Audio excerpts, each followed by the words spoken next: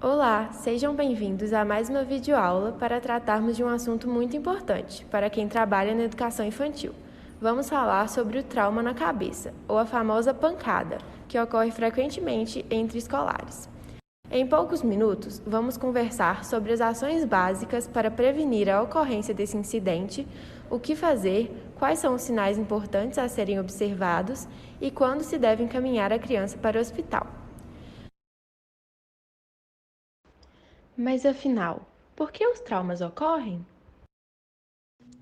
No ambiente escolar, os traumas na cabeça ocorrem frequentemente devido a quedas e pelo choque da criança com móveis. Outro motivo frequente são as quedas no playground ou em brincadeiras e atividades esportivas. Em crianças muito pequenas, a possibilidade de se bater a cabeça é grande, pois a proporção da mesma em relação ao corpo é bem maior quando comparada aos adultos. Dessa maneira, é importante tomar alguns cuidados e ficar atento a situações de risco.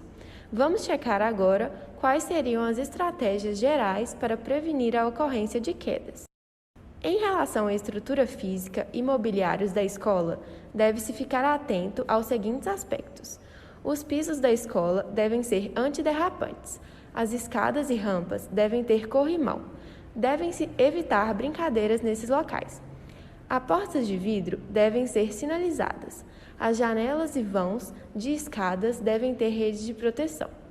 Os móveis devem ser adequados à altura das crianças e ter proteção apropriada.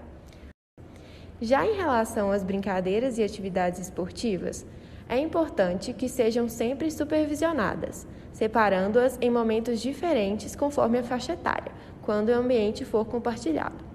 Outro aspecto é promover brincadeiras que sejam adequadas à faixa etária da criança, visto que as mesmas, no processo de desenvolvimento, ainda não sabem identificar as situações de risco. Mas, quando as crianças caem e batem a cabeça, o que devemos fazer? Os traumas na cabeça podem ser leves, moderados ou graves, podendo causar ou não o rompimento da pele. No caso de se formar apenas o famoso galo na cabeça, basta aplicar gelo no local. Lembre-se, durante a aplicação, envolva o gelo em um pano. Além disso, a criança irá apresentar choro relacionado à dor. Tente acalmar a criança, colocando-a em um local calmo e em repouso. Em caso de o choro aumentar ou não cessar, encaminhe a criança imediatamente para o hospital. Se houver rompimento da pele com algum ferimento ou sangramento no local do choque, aplique um pano ou compressa de gaze limpa para estancar o sangramento, fazendo uma leve pressão com a mão.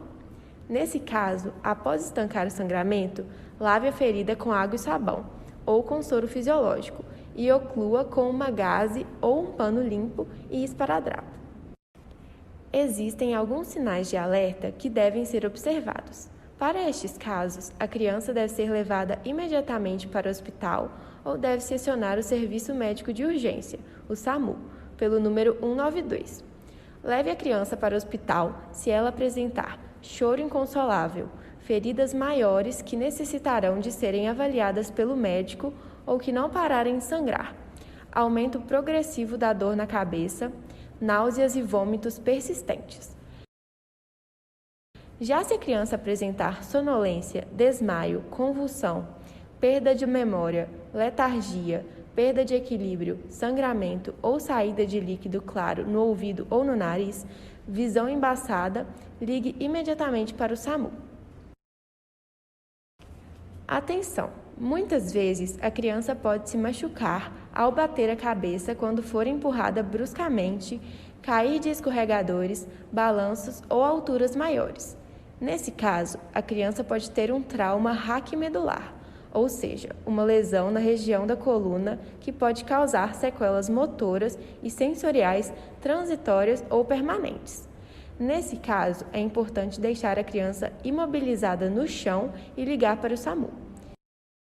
E lembre-se, nunca dê medicamentos à criança sem a prescrição do médico. Lembre-se, devemos ficar atentos aos sinais de alerta. A prevenção é a melhor medida. Não sabendo o que fazer, ligue para o 192. Este vídeo é uma contribuição da disciplina Prática Formativa na Comunidade, da Faculdade de Ciências Médicas de Minas Gerais, visando informar e capacitar as pessoas que trabalham com crianças na abordagem das situações de trauma craniano leve.